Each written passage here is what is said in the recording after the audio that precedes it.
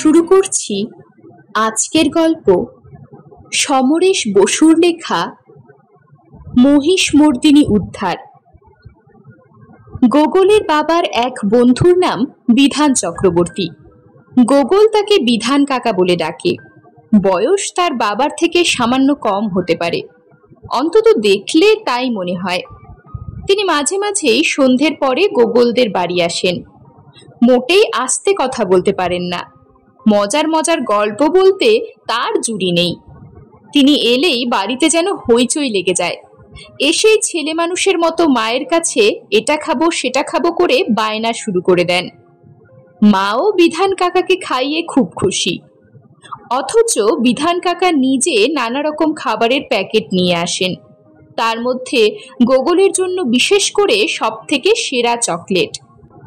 এত বেশি করে আনেন যে গোগলের পক্ষে একলা খাওয়া সম্ভব নয়। বাবা মা মিষ্টি খেতেই চান না, বাধ্য হয়ে গোগল স্কুলে গিয়ে ওর ক্লাসের বন্ধুদের খাইয়ে দেয়। বিধান কাকা কবে আসবেন তার কোনো ঠিক থাকে না। ফিটফাট স্মার্ট লোক, নিজেই গাড়ি ড্রাইভ করে আসেন। হঠাৎ একদিন সন্ধ্যের পর এসে হাজির হন। বাবার নাম ধরে ডাকলেও মাকে বৌদি বলে ডাকেন। গোগল শুনেছে বিধান কাকা বাবার সঙ্গে কলেজে পড়েছেন। এলেই হইচই, নানান গল্প, মায়ের কাছে এটা সেটা খাবার ফরমাস।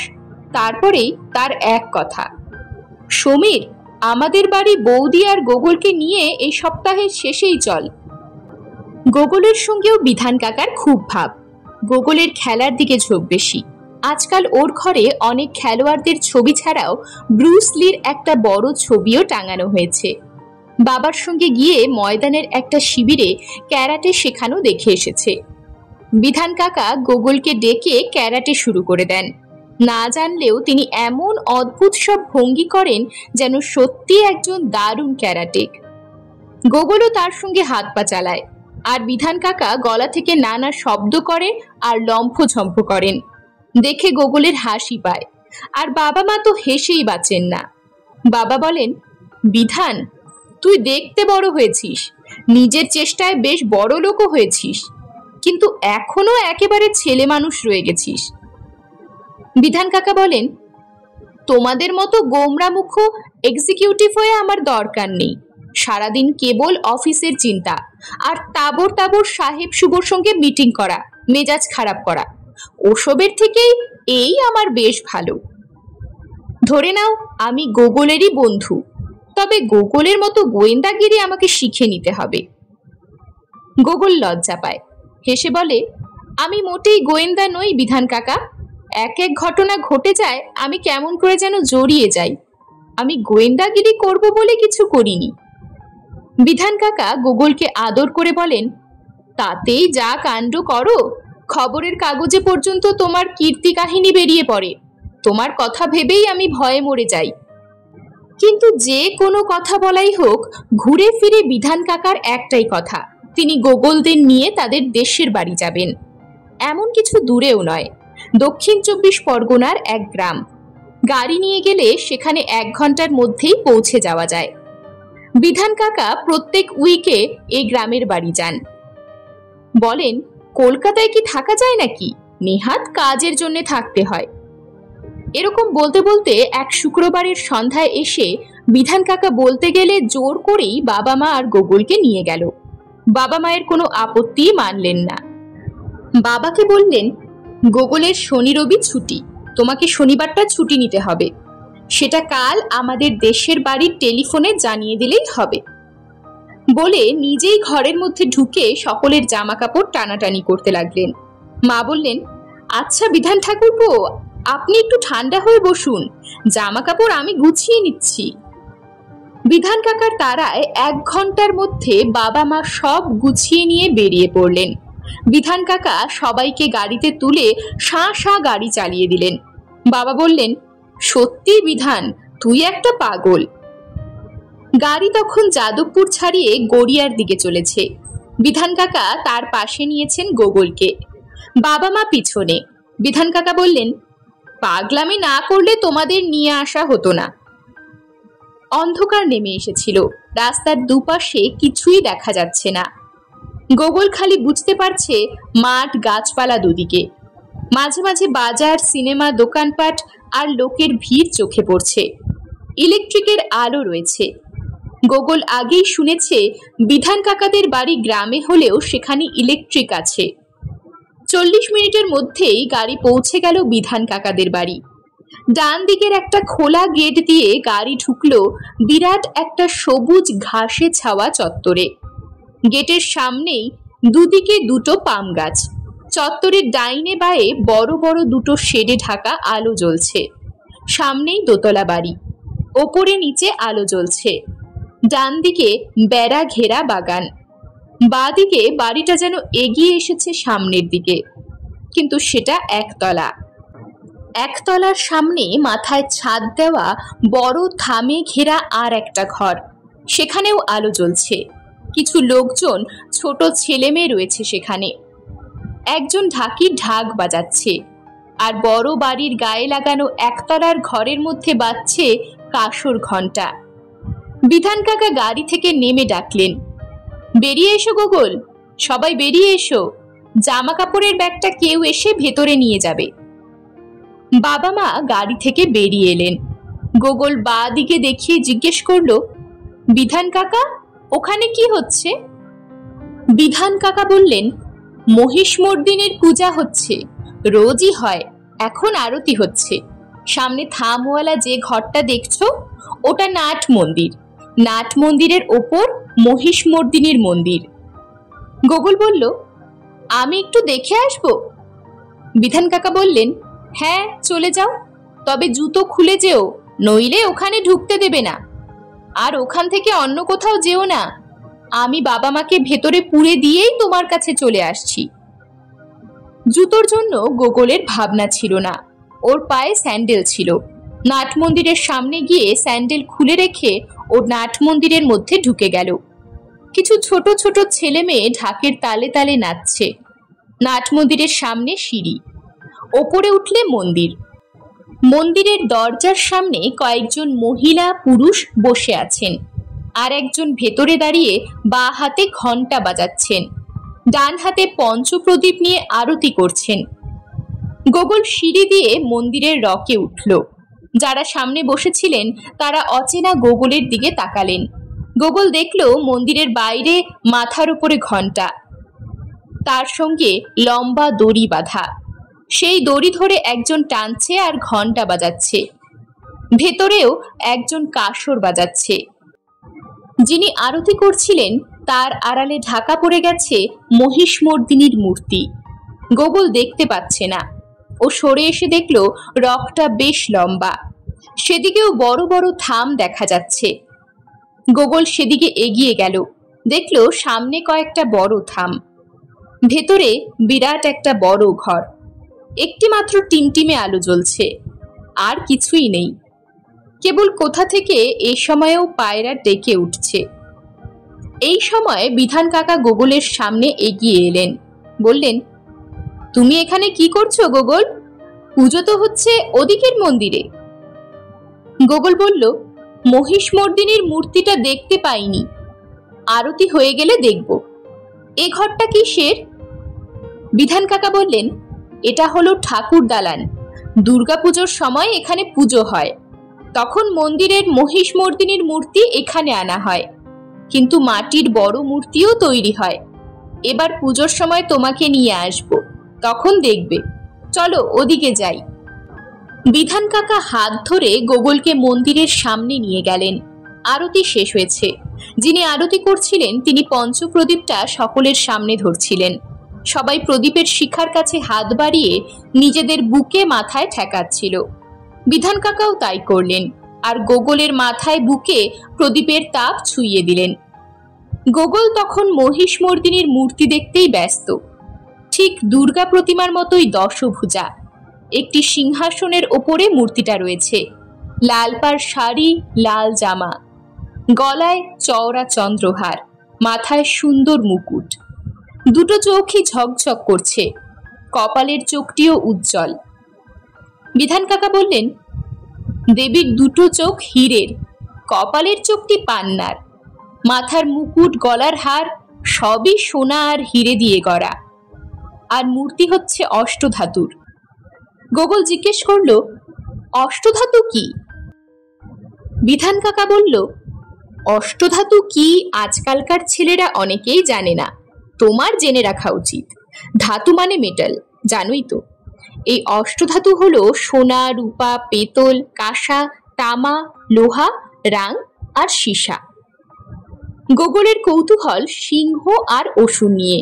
জিজ্ঞেস করলো, সিংহ আর অসুর কোথায়? বিধান কাকা হেসে বললেন, সিংহটা সিংহাসনের জন্য ঢাকা পড়ে গেছে, অসুরটা তারও নিচে। কাল বিকেলে তোমাকে দেখাবো। এখন চলো বাড়ির ভেতরে যাওয়া যাক। গোগল দেখলো বাড়িটা বিরাট, থামওয়ালা বিরাট বারান্দা, ঘরের পর ঘর, দেওয়ালও সেই রকম। সব ঘরে আলো জ্বলছে, অথচ লোক তেমন নেই। গোগল বিধান কাকার সঙ্গে অনেক ঘর ঘুরে সিঁড়ি দিয়ে ওপরে উঠল। একটা সাজানো গোছানো ঘরে বাবা মা বসেছিলেন, গল্প করছিলেন একজন মহিলার সঙ্গে। টিভি চলছিল, কেউ দেখছিলেন না। বিধান কাকা বললেন, জবা, এই হচ্ছে শ্রীমান গোগল, সমীরের ছেলে। বাবা মায়ের সঙ্গে যিনি গল্প করছিলেন তিনি উঠে এসে গোগলকে কাছে টেনে নিলেন, বললেন, বাহ, সুন্দর ছেলে। বিধান কাকা বললেন, শুধু ডাকাত ধরে না, আমার সঙ্গে ক্যারাটে লড়ে, খুদে ব্রুসলি। গোগল জিজ্ঞেস করলো, বাড়িতে ভাই বোন কেউ নেই? বিধান কাকা বললেন, অনেক আছে, চলো তোমাকে তাদের কাছে নিয়ে যাই।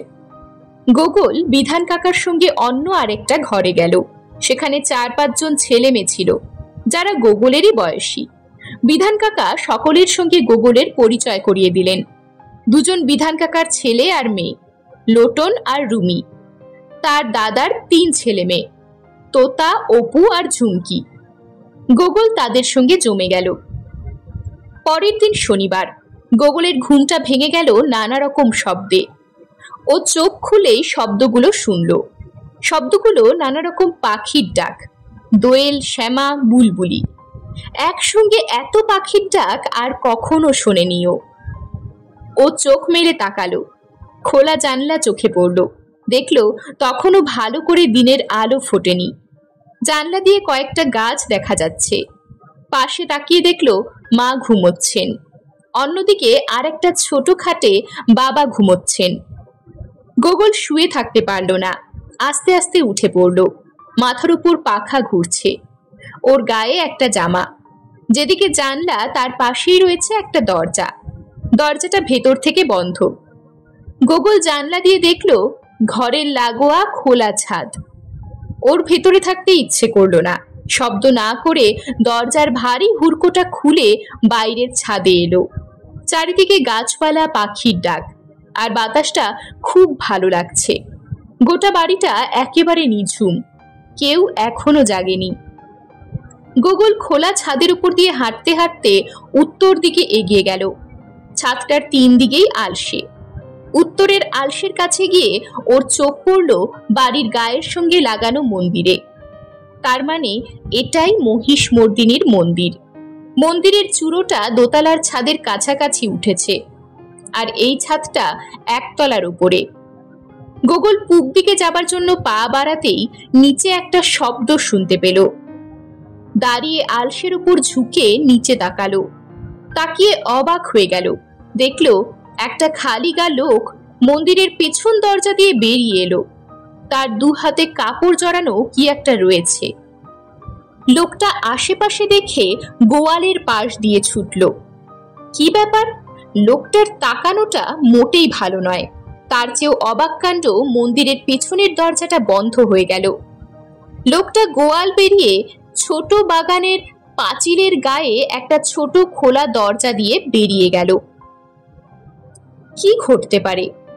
গোগল পিছনে ফিরে এসে নিচে যাবার দরজা খুঁজল। দরজাটা পেয়েও গেল। সিঁড়িতে এখনো অন্ধকার।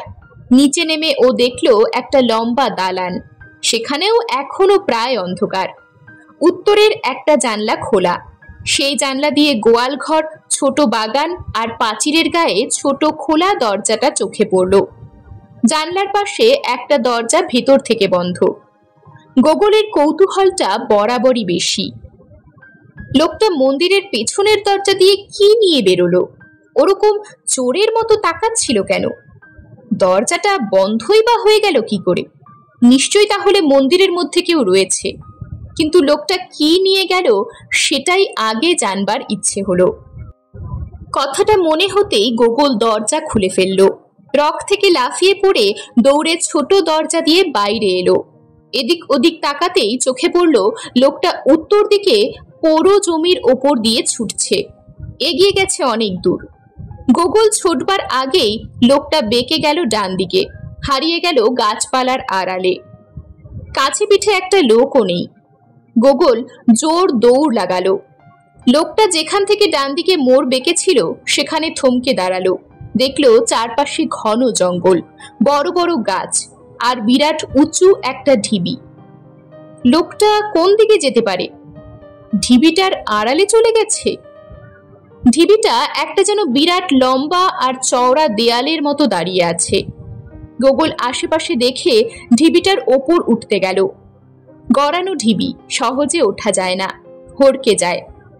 নেহাত খালি পা ছিল বলেই ছোট ছোট গাছের মুন্ডু ধরে গোগল ঢিবিটার ওপরে উঠে অবাক হয়ে গেল। দেখল ঢিবিটা একটা দিঘির ধার। দিঘির চারিদিকে চারটে বাঁধানো ঘাট। কোনো ঘাটেই লোক নেই, কিন্তু লোকটা গেল কোথায়? নিশ্চয়ই এদিকে আসেনি। গোগল ঢিবির ওপর থেকে নামতে যাবে, এমন সময় ওর চোখ পড়ল দিঘির ডান দিকের কোণে নিচের ঝোপঝাড়ে। দেখল সেই লোকটাই কোদাল দিয়ে মাটি কোপাচ্ছে। ভোরের আলো একটু স্পষ্ট হলেও ভালো করে না তাকালে কিছু বোঝবার উপায় নেই। কি করছে লোকটা? হাতের কাপড়ে মোড়া সেই জিনিসটা কোথায়? ভাবতে ভাবতে গোগল ঢিবির ওপর দিয়ে লোকটার দিকে এগোলো। অনেকটা কাছাকাছি গেল, তবু লোকটা ফিরেও তাকাচ্ছে না, ঝপঝপ কোদাল চালাচ্ছে। তারপরেই গোগলের গায়ে কাঁটা দিয়ে উঠল। ও দেখল লোকটার কাছাকাছি শোয়ানো রয়েছে মহিষমর্দিনীর সেই মূর্তি। মূর্তিটা ও পুরোপুরি দেখতে পাচ্ছে না, মাথায় কাঁচ করা মুকুটটা দেখেই চিনতে পারল। গোগল কি করবে ভেবে পেল না। চিৎকার করবে নাকি বাড়িতে গিয়ে বিধান কাকাকে ডেকে আনবে?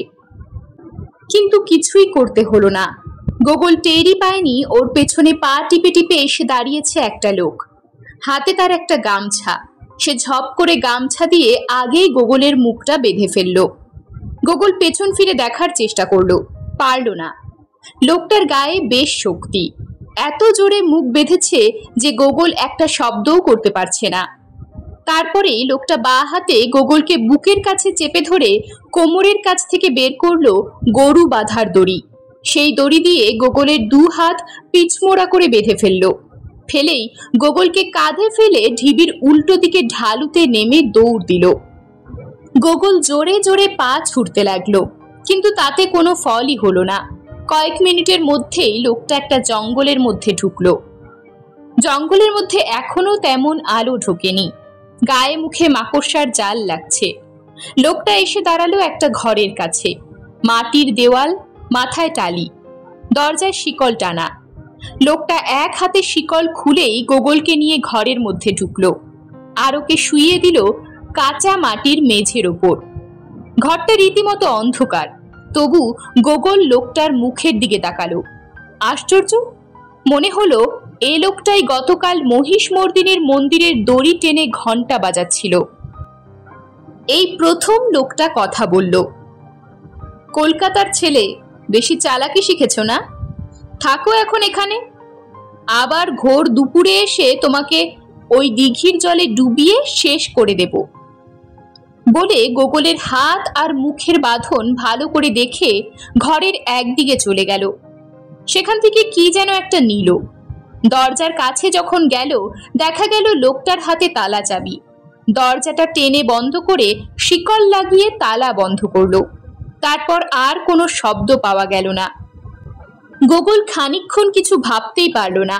তারপর সমস্ত ঘটনাটা পরপর ভেবেও যেন বিশ্বাস করতে পারছে না সত্যি ও ঘটনাগুলো দেখেছে কিনা। কিন্তু বিশ্বাস না করে উপায় নেই, তা না হলে ওকে এভাবে এমন একটা ঘরের মধ্যে বন্দি করে রাখতো না। এখন গোকুল কি করবে? ওর কান্না পেল। তারপরে লোকটার কথা মনে পড়ল, জলে ডুবিয়ে মারবে। অসম্ভব কিছু না, আসল ব্যাপারটা দেখে ফেলেছে। লোকটা ভালোই জানে গোগলের পা খোলা থাকলেও কিছুই করতে পারবে না, মুখ বাঁধা, চিৎকার করতে পারবে না, দু হাত পিছমোড়া করে বাঁধা, হাত দিয়েও কিছু করতে পারবে না। গোগল উঠে বসলো। ওর এখনো ঘাম হচ্ছে। বাবা, মা, বিধান কাকা সকলের কথা মনে পড়তে লাগলো, আর গলার কাছে কান্না ঠেলে আসতে লাগলো। কেউ জানতেও পারবেন না গোগল কোথায় আছে, অথচ এখন কেঁদেও কোনো লাভ নেই। ও দেখলো টালির ফাঁক দিয়ে একটু আলো আসছে, কিন্তু ঘরের একটাও জানলা নেই। গোগল দাঁড়াতে গিয়ে পড়ে গেল, হাত পেছনে বাঁধা। হাতের ভর না দিয়ে উঠে দাঁড়ানো মুশকিল। তবু কয়েকবার চেষ্টায় ও উঠে দাঁড়ালো, দরজার কাছে এগিয়ে গেল। সামান্য একটুও ফাঁক নেই, বাইরে কিছুই দেখা যাচ্ছে না, লোকজনের সারা শব্দও পাওয়া যাচ্ছে না। ঘরের মধ্যে আলো বাড়ছে, টালির ফাঁক দিয়ে দেখে বোঝা যাচ্ছে রোদ উঠে পড়েছে জঙ্গলের মাথা ডিঙিয়ে। গোগল দেখলো ঘরটা একেবারে ফাঁকা নয়। একটা লাঙল, একটা কাস্তে, কিছু দড়ি, একটা লম্ফ আর একটা মাদুর রয়েছে। কিন্তু এখান থেকে বেরোবে কি করে, সেটাই আসল কথা। বেরোবার কোনো উপায় নেই। তবু টালির চালের দিকে তাকিয়ে মনে হলো হাত দুটো খুলতে পারলে খুঁটি বেয়ে টালির বাঁশ ধরে টালি খুলে বেরোনো যায়। কিন্তু হাত দুটো খুলবে কি করে? গোগল জোরে দু হাত মোচড় দিল, দিতেই ব্যথা লাগলো। বেশ জোরে বাঁধা। লাঙলটার লোহার ফালের দিকে নজর পড়তেই সেদিকে এগিয়ে গেল। পেছন ফিরে সেই লোহার ফালে দড়িটা ঘষবার চেষ্টা করলো। কিছুই হলো না, বরং ওরই হাতে লাগলো। পাটের পাকানো মোটা দড়ি, লাঙলের ফালে ঘষে কাটা ওর পক্ষে সম্ভব নয়। সরে এলো, আর হঠাৎ ওর মাথায় একটা বুদ্ধি এলো। বুদ্ধিটা আসলে ওর নিজের নয়, একটা বইয়ে পড়েছিল। গোগল মেঝেতে বসে পড়ল। পেছনের বাঁধা দু হাতের ফাঁকের মধ্যে ও ওর পেছন দিকটা ঢুকিয়ে দেবার চেষ্টা করলো। যতটা সহজ ভেবেছিল ব্যাপারটা মোটেই তত সহজ নয়। ও বারে বারে চেষ্টা করে শেষ পর্যন্ত দু হাতের ফাঁকে পেছন দিকটা ঢুকিয়ে দিতে পারল। তারপর শুয়ে পড়ে বাঁধা হাত দুটো নিচ দিয়ে হাঁটু পর্যন্ত এনেই আবার ঠেকে গেল। অনেক চেষ্টার পরে হাঁটু ছাড়িয়ে একটা পা অনেকটা হাতের বাঁধনের কাছে এলো। কিন্তু আর্চ করা ওর অভ্যাস নেই, পিঠে ভীষণ ব্যথা লাগে। তবুও প্রাণপণ চেষ্টায় একটা পা বের করতেই আর একটা পাও লাইনে বের করে আনলো। পিছমোড়া বাঁধা দু হাত এখন ওর সামনে।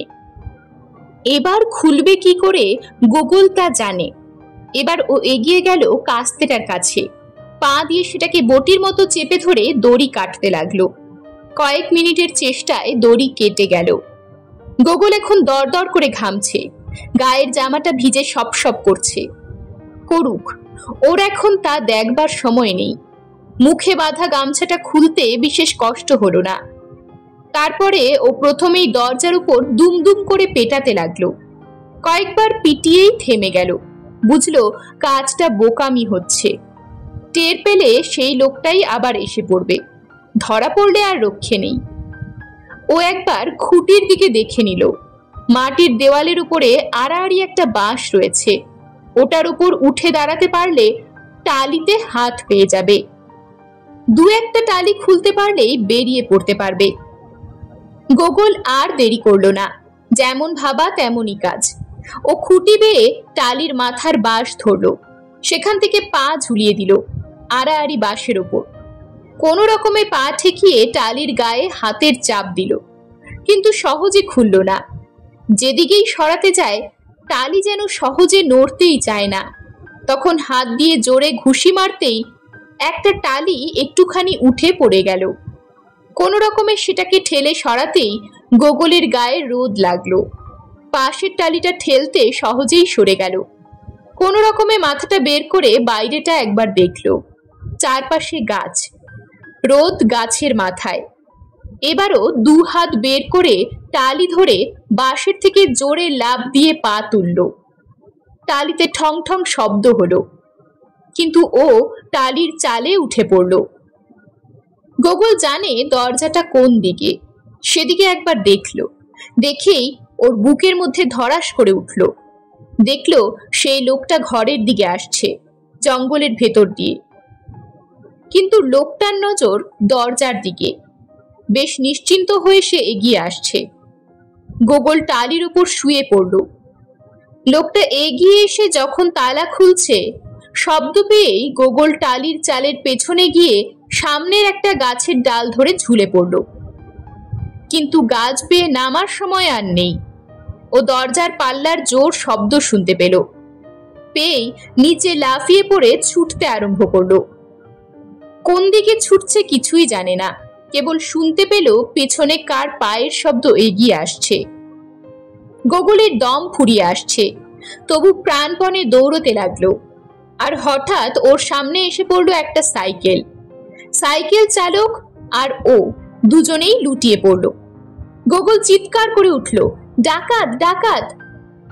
সাইকেল যিনি চালাচ্ছিলেন তিনি অল্প বয়সী ভদ্রলোক। আগেই গোগলকে টেনে তুললেন, বললেন, কোথায় ডাকাত? কে তুমি? গোগল বলল, আমার নাম গোগল, বিধান কাকার বাড়ি বেড়াতে এসেছি। একটা লোক মহিষ মর্দিনীর মূর্তি চুরি করেছে, আমি দেখেছি। ভদ্রলোক ভীষণ অবাক হয়ে বললেন, তুমি দেখেছো? মহিষ মর্দিনী মূর্তি নিয়ে তো গোটা গ্রামে হইচই পড়ে গেছে, পুলিশ এসেছে, আর একটি ছেলেকেও নাকি খুঁজে পাওয়া যাচ্ছে না। তুমি তাহলে সেই ছেলে? গোগল তখন পেছনে তাকিয়ে দেখছে, লোকটাকে দেখা যাচ্ছে না। বলল, আপনার সাইকেলে আমাকে একটু বিধান কাকার বাড়ি পৌঁছে দেবেন? চোরকে আমি দেখেছি, আর মহিষ মর্দিনী কোথায় রেখেছে তাও জানি। ভদ্রলোক তাড়াতাড়ি সাইকেল রাস্তা থেকে তুললেন, সিটের সামনে গোগলকে বসিয়ে বাই বাই করে চালিয়ে দিলেন। মাত্র 2 মিনিটের মধ্যেই পৌঁছে গেলেন বিধান কাকার বাড়ির সামনে। সেখানে তখন লোকজনের ভিড়, পুলিশের জিপ। বিধান কাকা কোথা থেকে ছুটে এসে গোগলকে জড়িয়ে ধরলেন। গোগল প্রায় অজ্ঞানের মতো বিধান কাকার কোলে ঢলে পড়ল। বিধান কাকা গোগলকে কোলে নিয়ে বাড়ির সামনের বারান্দায় উঠলেন। চিৎকার করে বললেন, শিগগির কেউ 1 গ্লাস জল নিয়ে এসো। গোগলের মনে হচ্ছিল ওর নিঃশ্বাস বন্ধ হয়ে আসছে, গলা শুকিয়ে কাঠ। বিধান কাকা ওর মুখে চোখে জলের ঝাপটা দিল। গোগল চোখ মেলে তাকালো, বলল, জল খাবো। বিধান কাকা ওর মুখের সামনে গেলাস ধরতেই চো চো করে চুমুক দিল, কিন্তু ভালো করে খেতে পারল না। বলল, বিধান কাকা, মহিষ মর্দিনীকে দিঘির এক কোণে মাটি চাপা দিয়ে রেখেছে, আমি সব দেখেছি।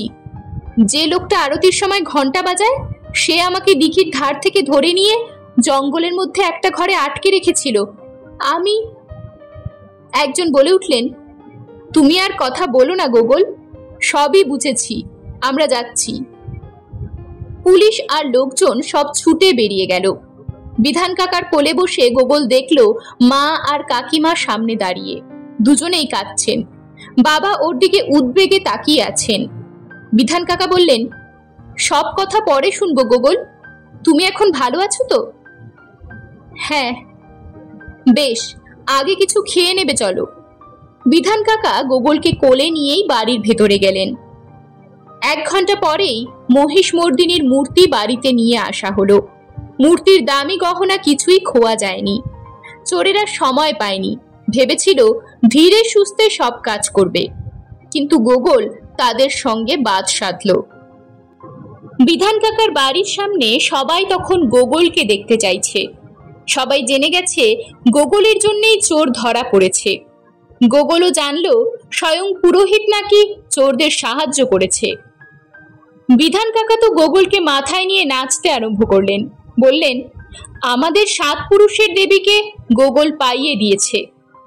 থানার ওসি বললেন, কিন্তু খুবই ভাগ্য ভালো গোগল বেঁচে গেছে, গোগলকে সত্যি হয়তো জলে ডুবিয়েই মারত। বিধান কাকা হাসছেন, কাঁদছেন, পাগলের মতো হয়ে গেছেন। বললেন, ভাগ্যিস গোগলকে জোর করে কলকাতা থেকে নিয়ে এসেছিলাম, নইলে আজ আমাদের সর্বনাশ হয়ে যেত। আর ওকে চিরদিনই মহিষমর্দিনী রক্ষা করবেন বলে গোগলকে চুমো খেয়ে আদর করলেন। সবাই তখন চিৎকার করছে, জয় গোগলের জয়, জয় মহিষমর্দিনীর জয়। গোগল লজ্জা পেয়ে হাসছে। এরকমই আরো সব গল্প পেতে চ্যানেলটিকে সাবস্ক্রাইব করে দেবেন। আর গল্পটি যদি ভালো লেগে থাকে তাহলে লাইক, শেয়ার আর কমেন্ট করে দেবেন।